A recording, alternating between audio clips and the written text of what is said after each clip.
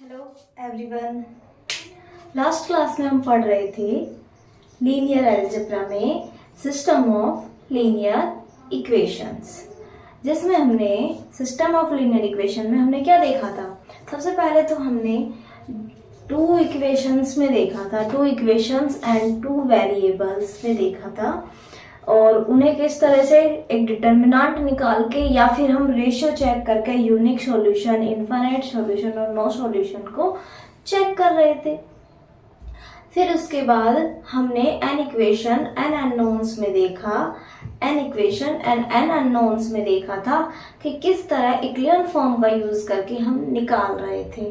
फिर इक्लियन फॉर्म और augmented matrix निकाल रहे थे। ऑगमेंटेड मैट्रिक्स के बेसिस पे हम ए और ऑगमेंटेड मैट्रिक्स की रैंक निकाल रहे थे।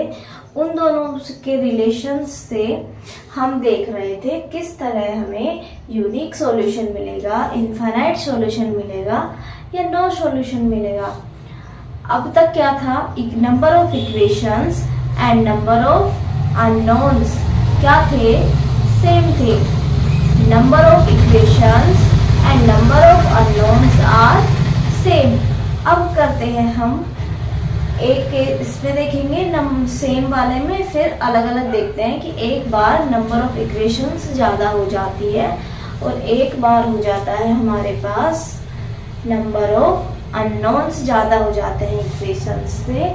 तो हमारे पास कुछ स्पेशल केसेस हैं जो पूछ लिए जाते हैं। बाकी कभी कोई क्वेश्चन तो ऐसे सोल्व करने के लिए आएगा नहीं। सोल्व करने के लिए जब भी कोई क्वेश्चन आएगा तो एन नंबर्स और एन अननोन्स और एन इक्वेशन से ही आएगा, जो हमने जैसे कल लास्ट क्लास में अपने देखा था कि एक क्वेश्चन देखा था और उसमें किस तरह से निकाला था। इक्लियन फॉर्म में शायद एक दो क्वेश्चन देखे थे, उस टाइप के ही क्वेश्चन आएंगे सोल्व करने वाले। तो बाकी थ्योरेटिकल पूछ सकते हैं हम अपने से, ठीक है। तो हम पढ़ रहे थे सिस्टम ऑफ लीनियर इक्वेशंस। क्या पढ़ रहे थे, system of linear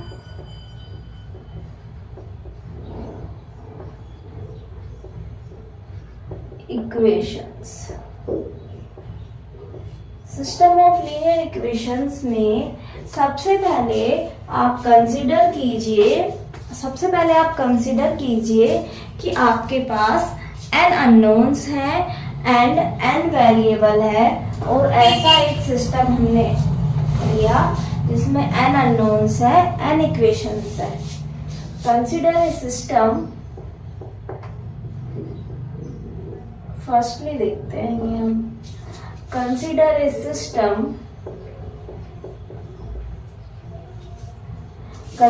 system of n unknowns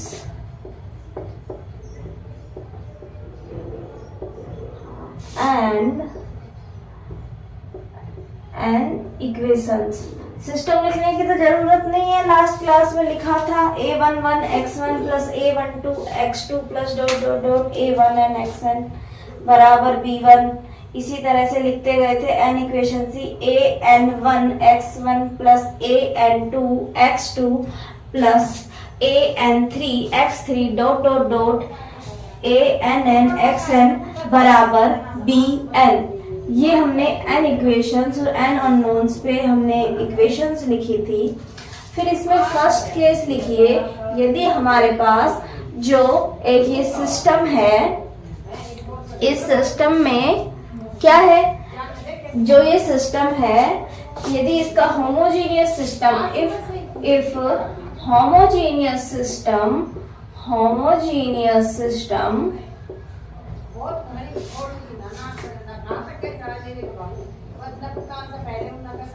ax बराबर 0, इफ होमोजीनियस सिस्टम ax बराबर 0 has only zero solution, then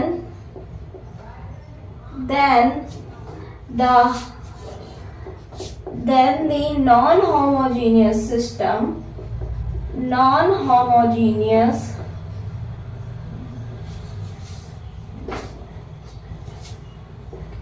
non homogeneous non homogeneous system क्या होगा, ax बराबर b। नॉन होमोजीनियस सिस्टम क्या हो जाएगा, ax बराबर b। होमोजीनियस सिस्टम तो कैसा सॉल्यूशन रख रहा है, ओनली जीरो सॉल्यूशन रख रहा है। और तो हमसे पूछ रहा है कि नॉन होमोजीनियस सिस्टम ax बराबर b हैविंग सॉल्यूशन। अब आप ये बताइए कि होमोजेनियस सिस्टम के पास ओनली जीरो सॉल्यूशन है n अननोन्स और n इक्वेशंस में, तो जो ये नॉन होमोजेनियस सिस्टम है ये कैसा सॉल्यूशन रखेगा। आप n अननोन्स और n इक्वेशंस पे लास्ट क्लास में पढ़ चुके हैं। जब ये होमोजेनियस सिस्टम जब ओनली जीरो सॉल्यूशन रख रहा है, इसका मतलब है कि determinant of a is not equal to zero है। तो अब जब हम नॉन होमोजीनियस में बात करेंगे, डिटर्मिनेंट नॉन जीरो है, तो इस केस में कैसा सॉल्यूशन मिलता है, यूनिक सॉल्यूशन मिलता है। और जब सिस्टम होमोजीनियस हो जाता है तो वो यूनिक सॉल्यूशन जीरो सॉल्यूशन होता है या ट्राइवल सॉल्यूशन होता है। और जब नॉन होमोजीनियस होता है तो हम ओनली कहते हैं यूनिक सॉल्यूशन मिलता है। क्या मिलता है वो हमारे सिस्टम पे डिपेंड करता है।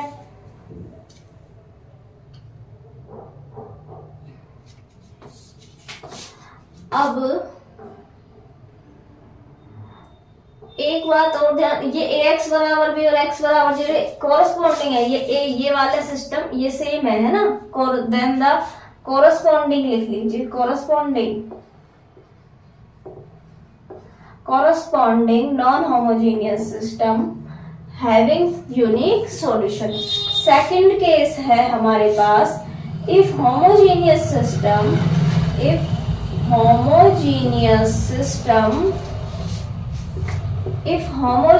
सिस्टम ax बराबर जीरो हैज, यहाँ था ओनली जीरो सॉल्यूशन, यहाँ है has non zero solution,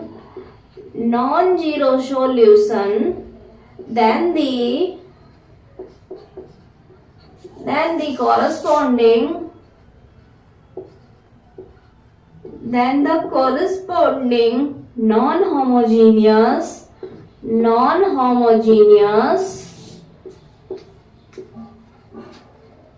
system ax बराबर b। ये b क्या है समझ रहे हो ना, जो अपन ने n और n में एक सिस्टम लिखा था वही है, वहीं से b1 b2 थे वही वेक्टर है ये। हैविंग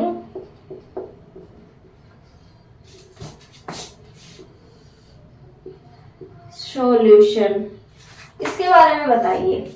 अब ये कह रहा है कि जो सिस्टम है होमोजीनियस जो सिस्टम है वो नॉन जीरो सॉल्यूशन रख रहा है। जो हमारा सिस्टम है वो नॉन जीरो सॉल्यूशन रख रहा है। तो नॉन जीरो सॉल्यूशन होमोजीनियस में नॉन जीरो सॉल्यूशन कब मिलता है, जब इनफाइनाइट सॉल्यूशन होता है। और इनफाइनाइट सॉल्यूशन में क्या होता है कि ए का डिटर्मिनेंट जीरो हो जाता है। अब जब नॉन होमोजीनियस सिस्टम में ए का डिटर्मिनेंट जीरो हो गया तो हमारे पास दो पॉसिबिलिटी होती है, एक तो होता है नो सॉल्यूशन, एक होता है इनफाइनाइट सॉल्यूशन। तो हम कह पाएंगे कि जो हमारा ये सिस्टम है ये यदि सॉल्यूशन है तो इनफाइनाइट है, और या हो सकता है सॉल्यूशन ही ना हो। तो हम लिख सकते हैं infinite solution, having infinite many solution if, condition क्या है, इफ सॉल्यूशन एग्जिस्ट। हो सकता है सॉल्यूशन एग्जिस्ट ही ना करे, नो सॉल्यूशन वाली पॉसिबिलिटी आ रही हो और हम कह दें कि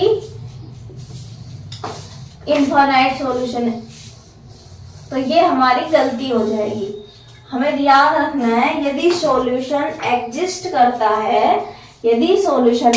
करता है तो इनफाइनाइट मैनी सॉल्यूशन होंगे, और यदि सॉल्यूशन एग्जिस्ट ही नहीं करता तो नो सॉल्यूशन होगा। बाकी यूनिक सॉल्यूशन जैसी कोई कंडीशन नहीं आएगी। ठीक है, अब हम आपको ये सब याद रखने हैं, ध्यान रखने, ये सारे स्टेटमेंट्स याद रखने हैं। ये स्टेटमेंट की तरह ही पूछे जाते हैं, इनसे रिलेटेड कभी कोई क्वेश्चन नहीं आता। क्वेश्चन जो लास्ट क्लास में कराए थे उस टाइप के ही आते हैं। ठीक है, अब यदि मैं अगला सिस्टम करूं, यदि मेरे पास अननोन्स तो n है और इक्वेशंस m है। इक्वेशंस कितनी है? m इक्वेशंस है। और यदि अननोन्स कम है, इक्वेशंस क्या है? ज्यादा है।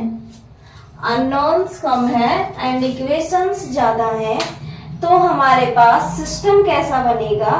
यानी m इक्वेशंस बनेंगी। अननोन्स तो n ही है।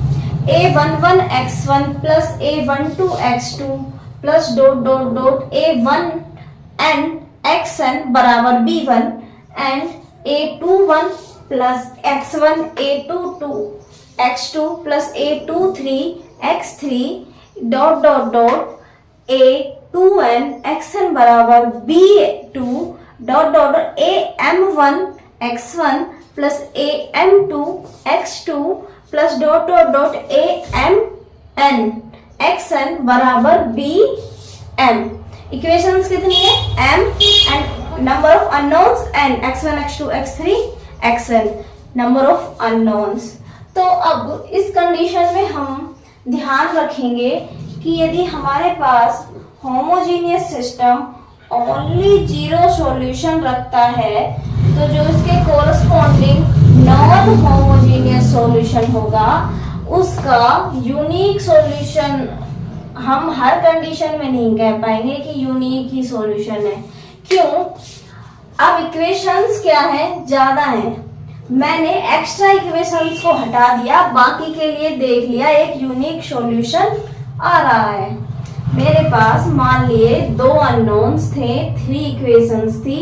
मैंने कोई भी 2 इक्वेशंस ली एंड सोल्व किया और इस पहले वाले कंडीशन से देखा ओनली 0 सॉल्यूशन है, तो ये 2 इक्वेशंस हैं, 2 अननोन्स हैं, मुझे क्या दे रहे हैं? Unique solution.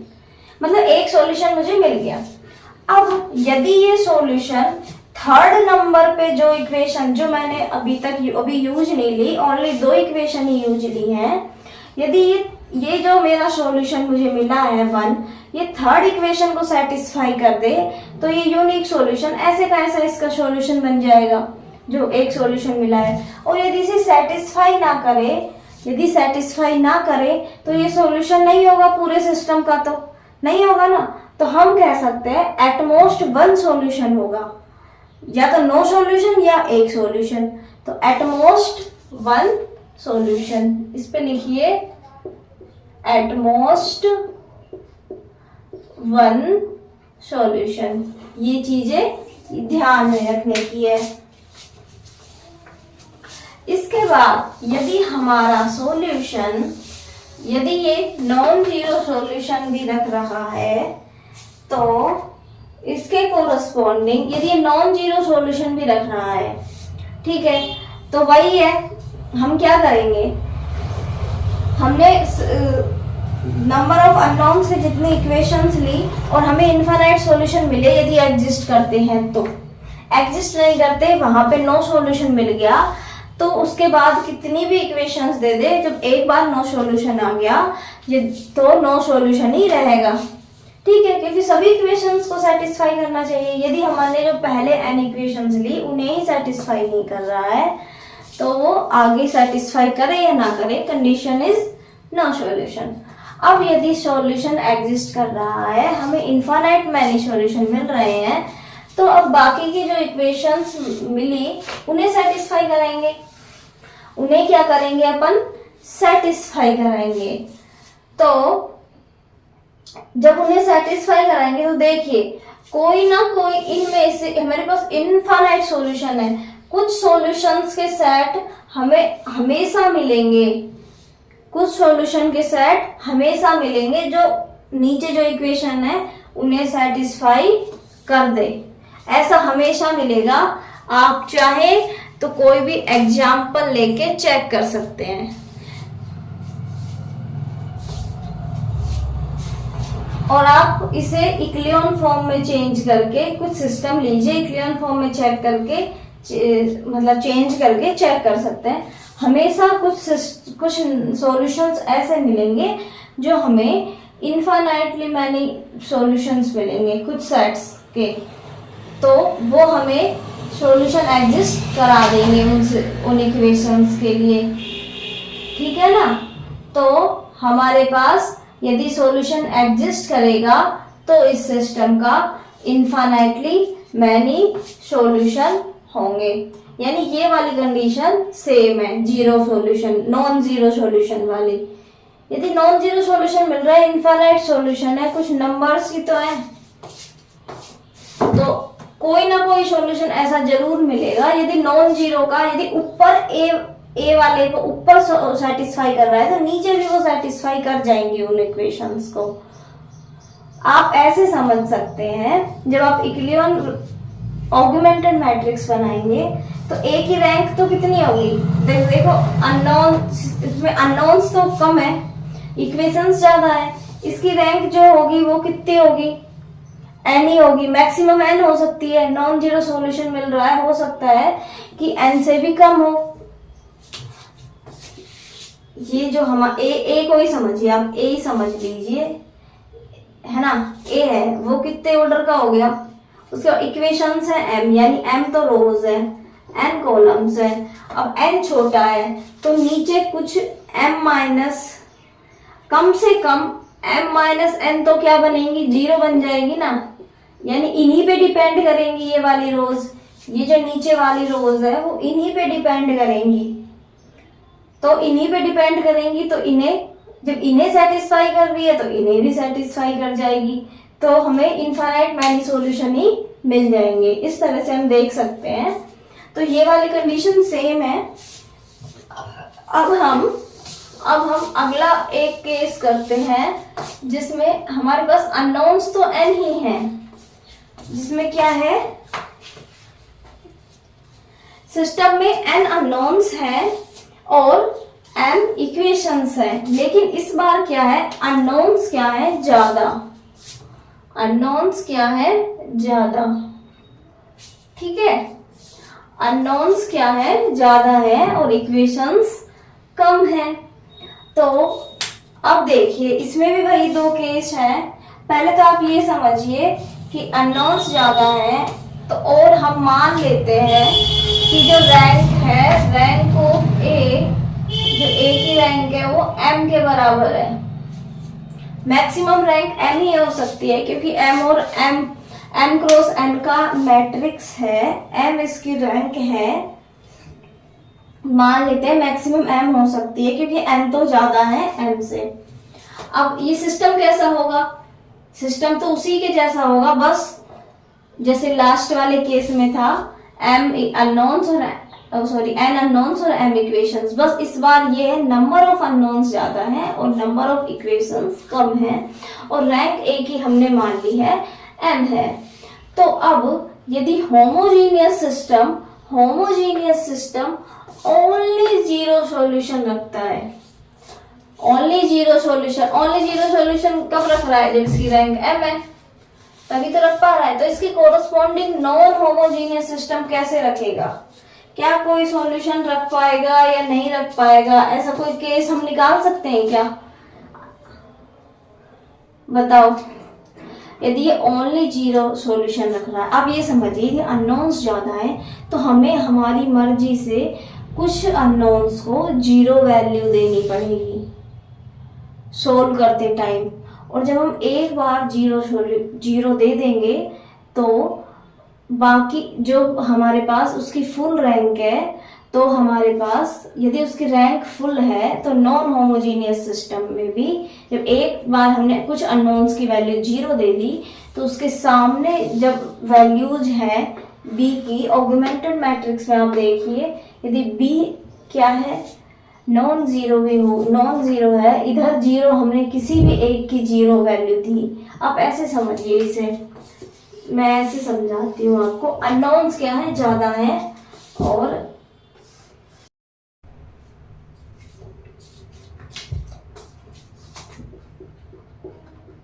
हाँ, ये हमारे पास है। अब जब तक हमारे पास B1 और B2 दोनों नहीं थे या हमारे पास 0 0 वैल्यू थी तो ओनली 0 सॉल्यूशन मिल रहा था, यानी कि x2 और x3 में कोई रिलेशन था ही नहीं। अब यदि मैं यहाँ B2 लगाया, मैंने यहाँ B1 लगाया, तो इन दोनों में रिलेशन मिलना पॉसिबल होगा नहीं होगा ये हम कैलकुलेट ही नहीं कर सकते, कुछ हम कह नहीं सकते इस केस के बारे में। और हो सकता है जब इनमें रिलेशन नहीं है, यहाँ भी रिलेशन ना हो, तो B1 और B2 लिखने के बाद क्या होगा, कुछ हम कैलकुलेट नहीं कर पाएंगे। तो हम यहाँ से कह सकते हैं जो अभी तक हमें यूनिक या एटमोस्ट मिल रहा था, हम कह सकते हैं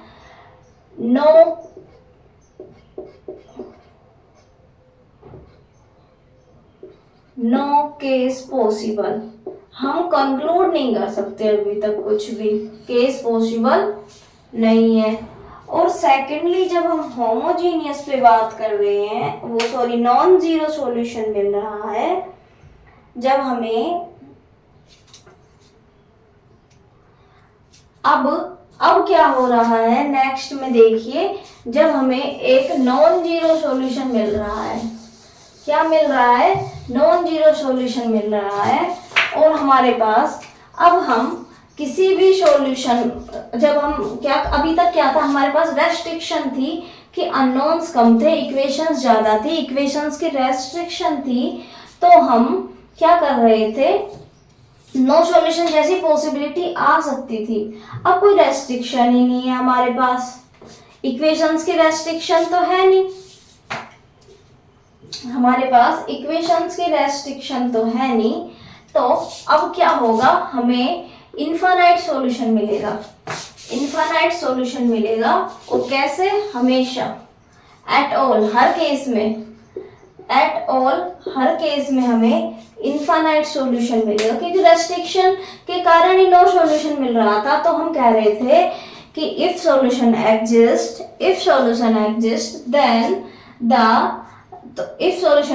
then we find infinitely many solution. But अब तो कोई रेस्ट्रिक्शन है ही नहीं हमारे पास, तो अब हम कह सकते हैं कि हर case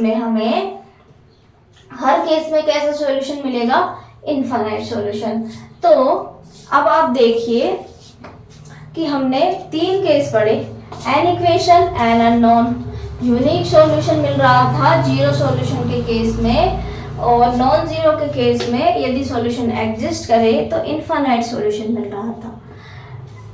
N unknowns, m equation, number of equations ज्यादा है, तो वही एटमोस्ट जीरो सॉल्यूशन के केस में एटमोस्ट 1 सॉल्यूशन मिल रहा था, और नॉन जीरो के केस में if solution exist infinite solution. अब हमारे पास अननोन्स जब ज्यादा हो गए हैं, तो यदि जीरो सॉल्यूशन है तो हम कुछ कंक्लूड नहीं कर पा रहे हैं, सॉल्यूशन पॉसिबल नहीं है, ऐसे समझ सकते हैं कि केस पॉसिबल नहीं है यहाँ। और जब नॉन जीरो सॉल्यूशन है तो यहाँ रेस्ट्रिक्शन जैसी बात ही नहीं रही, तो हम इनफाइनाइटली मैनी सॉल्यूशन हमेशा प्राप्त करेंगे, हमेशा हमें इनफाइनाइटली मैनी सॉल्यूशन ऑब्टेन होगा, हम नो सॉल्यूशन जैसी कंडीशन पे आएंगे ही नहीं।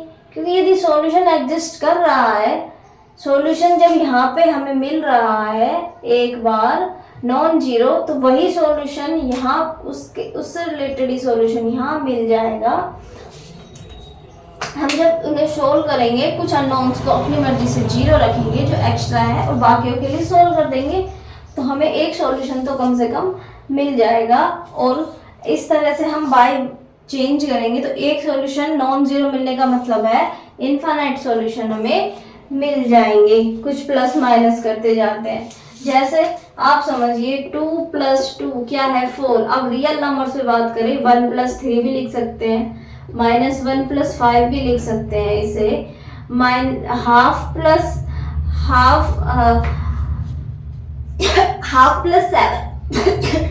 7/2 भी लिख सकते हैं। इस तरह से हम इनफाइनाइट निकाल सकते हैं। तो सामने कोई नंबर ही तो है, बस नंबर एडजस्ट ही तो करने हैं, इक्वेशंस में भी इसी तरह से हैं।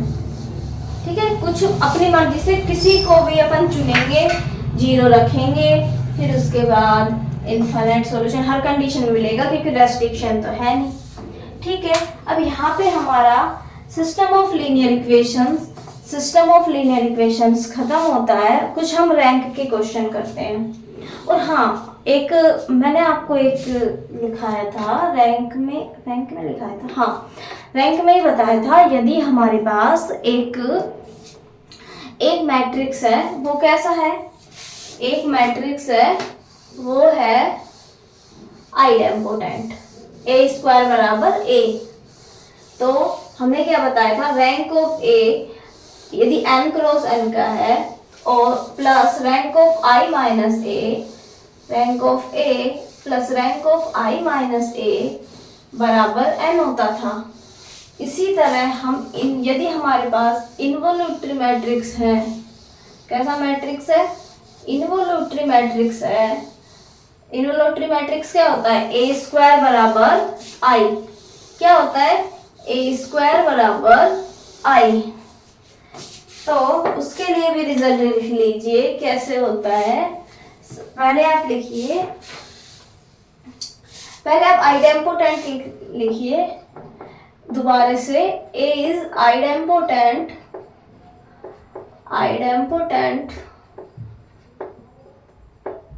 that is a square बराबर a, then rank of a plus rank of in minus a जो है वो n क्रॉस n का है बराबर n, एंड सेकंड लिखिए a n cross n is involutory that is a square बराबर i, a square बराबर i। तो रैंक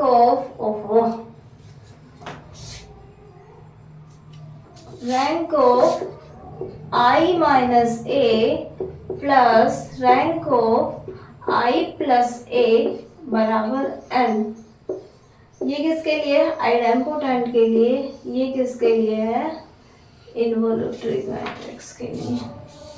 ये याद रखने का है। और हम एक दो क्वेश्चन करेंगे। क्वेश्चन मैं निकालती हूँ इतने, आप ये लिखिए।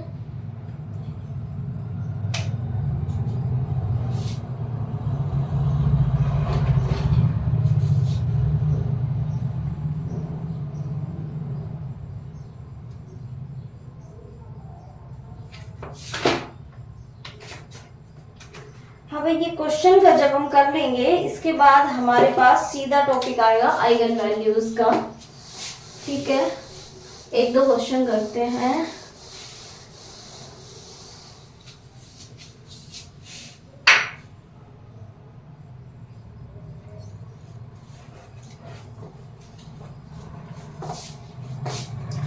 एक क्वेश्चन, इसमें एक क्वेश्चन है कि ए मुझे दिया है 7 क्रॉस 4 का मैट्रिक्स, बी मुझे दिया है 4 क्रॉस 7 का मैट्रिक्स। ठीक है, और मुझे बताया है B A,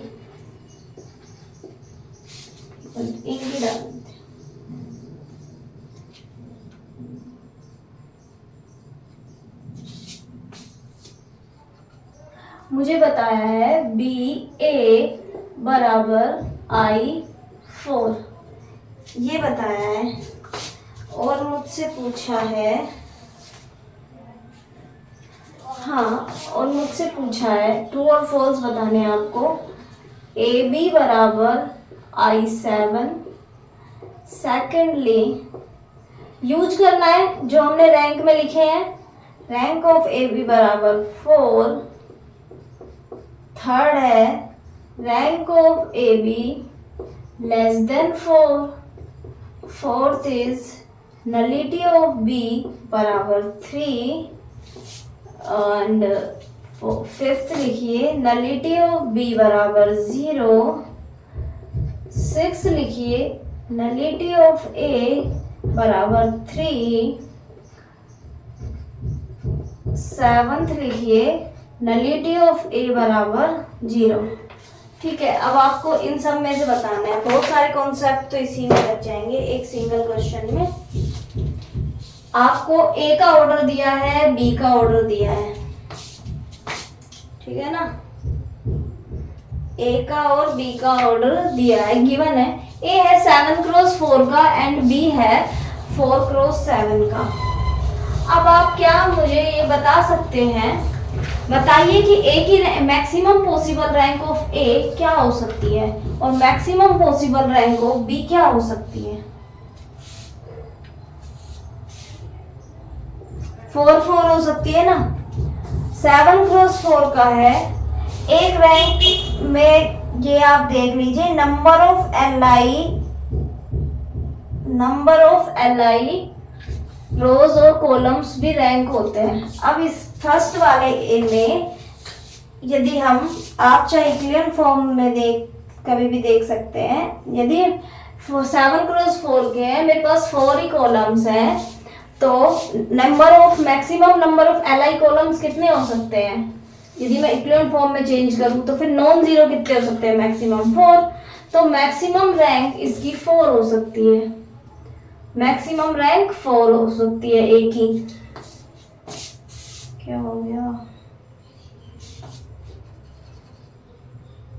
maximum rank A की 4 हो सकती है और इसी तरह बी की रैंक भी 4 हो सकती है। अब हमें बी ए दिया है I4, इसका मतलब इस वाली कंडीशन से हम निकाल सकते हैं rank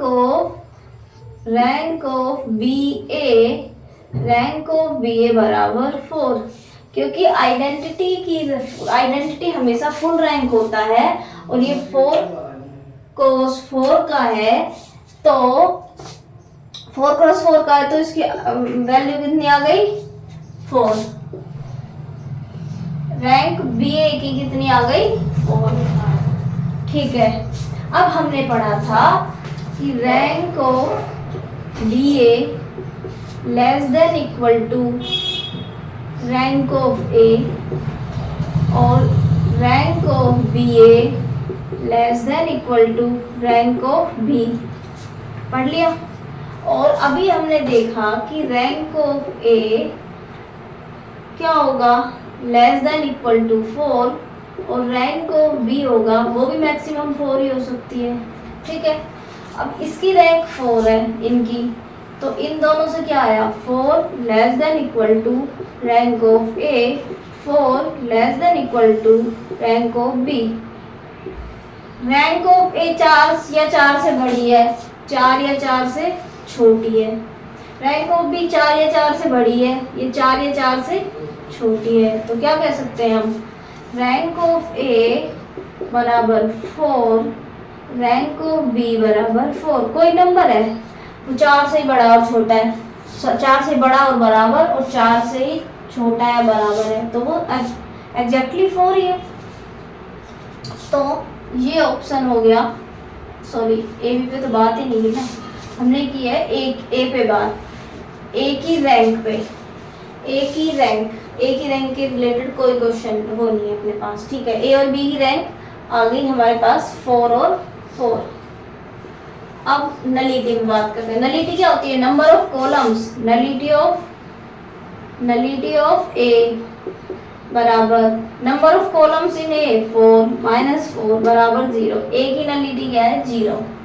this is correct, this is wrong.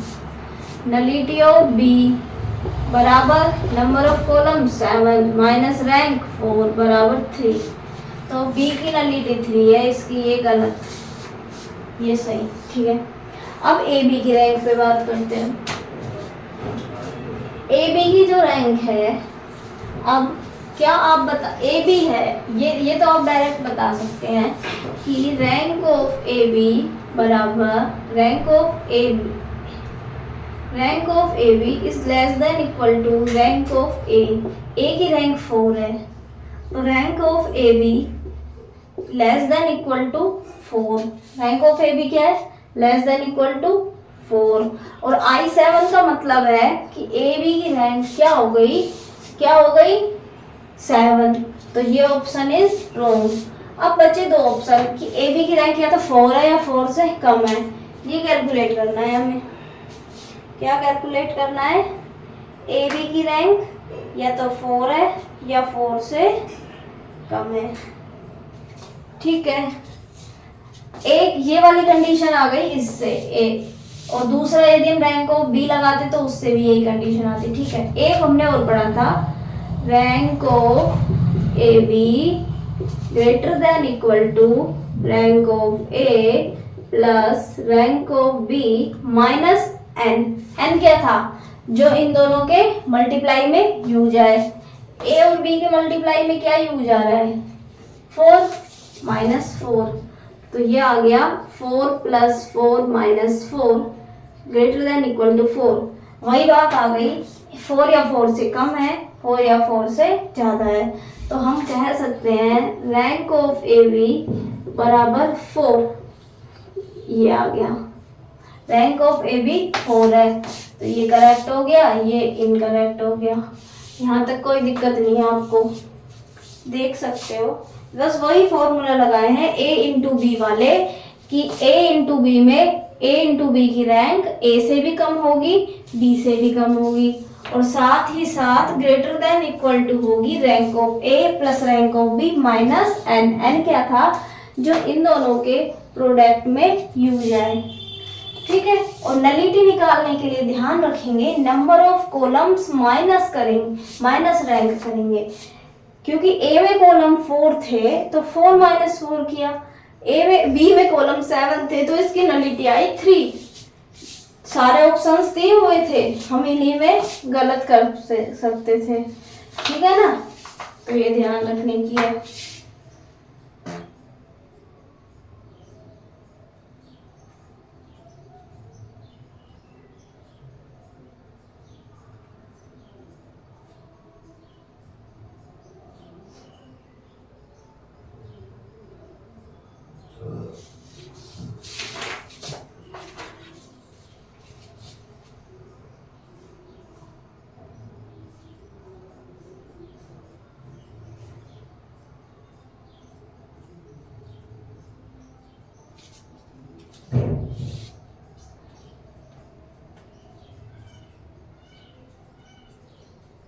तो ये क्वेश्चन आपको समझ आ गया होगा। तो बस आज यहीं खत्म करते हैं, और नेक्स्ट लेक्चर में अपन देखेंगे eigen value and eigen factor. आ गया होगा समझ, बस वही फॉर्मूला यूज किए हैं। तो आइगन वैल्यू आइगन वेक्टर पढ़ेंगे। Thank you.